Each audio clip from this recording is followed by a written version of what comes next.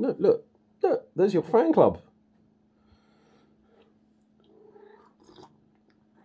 No, that's not helpful, Cleo. No, by all means, you're fine. Hello. I want to put this down, but your tail's in the way. No, that's my coffee. You're not allowed any.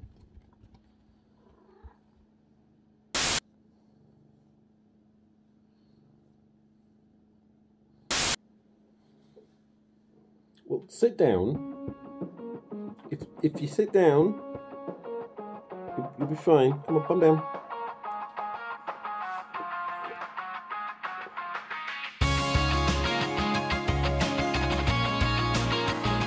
Hi all. Okay, that name's not much better. But still, welcome back. Today you join me at a children's birthday party. One of Seb's friends this time. And when did my kids' social calendars get better than mine? They have more life than I do. But honestly though, it's a bit intimidating. I mean, not intimidating, but social engagement, lots of people. Feels weird. You know, you can almost feel people being gentle around you. But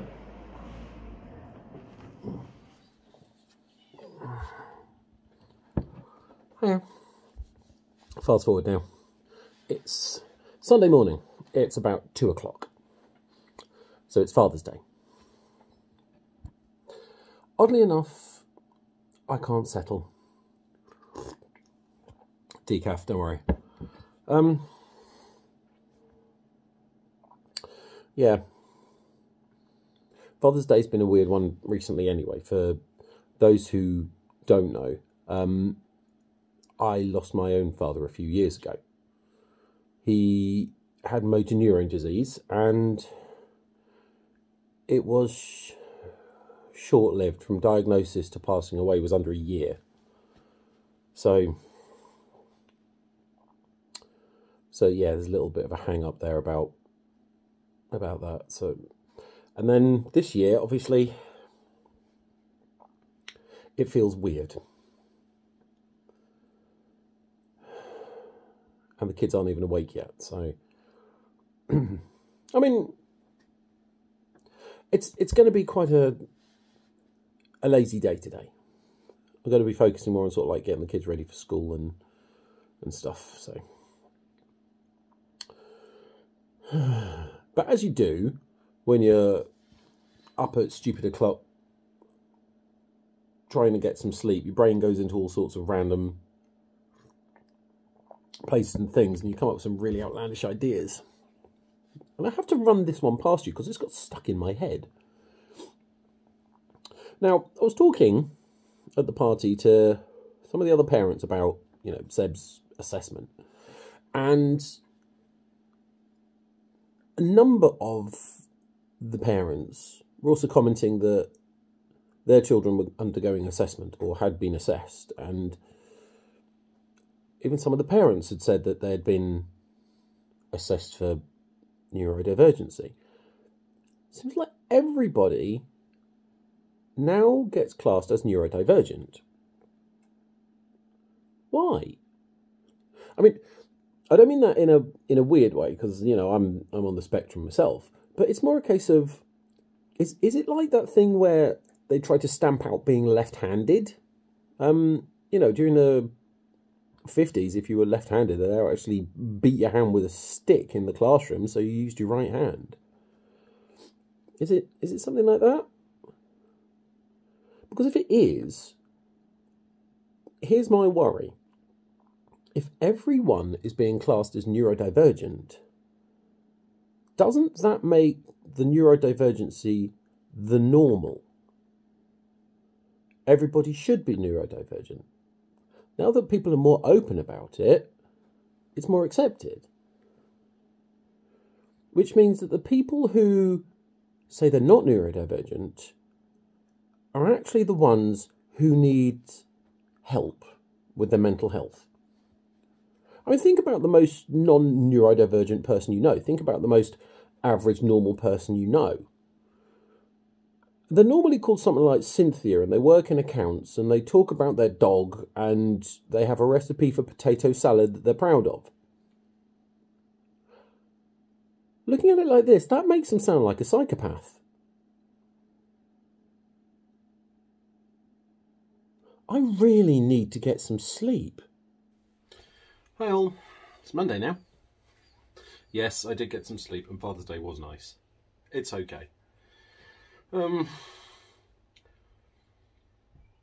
So I have my normal Monday routine. Drop the kids off to school, quickly nip to Thetford, have a little walk around certain shops I need to go to, nip to Tesco's, come home, do some tidy up and stuff.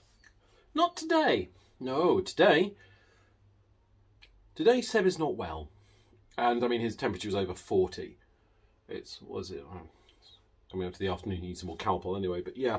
So Seb is currently here. He's fine. He's got drinks, he's still eating. It's just his temperature's ridiculously high, so I've kept him home. But yeah, it's been a bit of a weird one. I am okay. Just an overtired, weird break in my head. It's all fixed now. So, yeah. By the way, on the last info dump, I did get a message saying, well, that is interesting, but... That's interesting, but how about you do something a little more local to you? Okay. Local.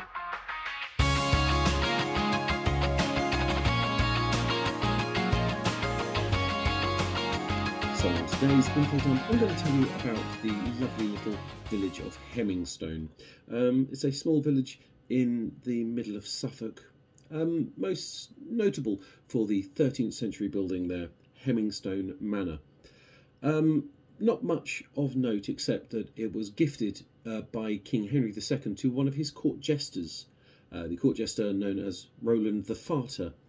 He was a flatulist. That means that he absorbed air. I say absorbed. He drew air in through muscle manipulation in his lower half and then expelled it again in such a way it caused mirth and hilarity at the sounds that came out.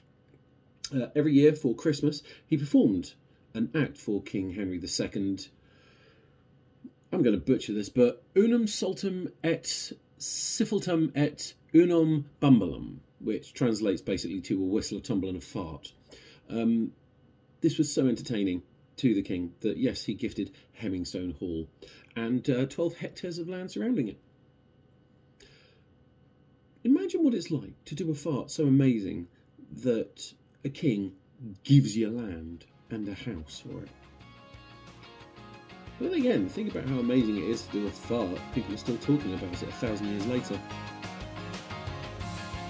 That's your info dump. See you again.